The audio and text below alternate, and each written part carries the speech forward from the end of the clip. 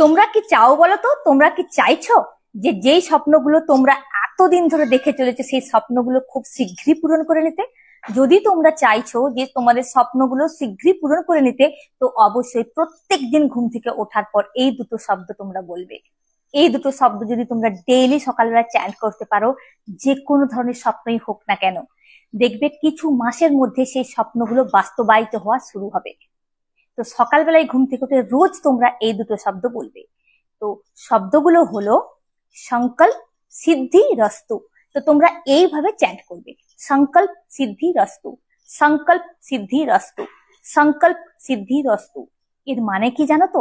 আমি যে সংকল্প করছি সেটা সিদ্ধি হবেই হবে।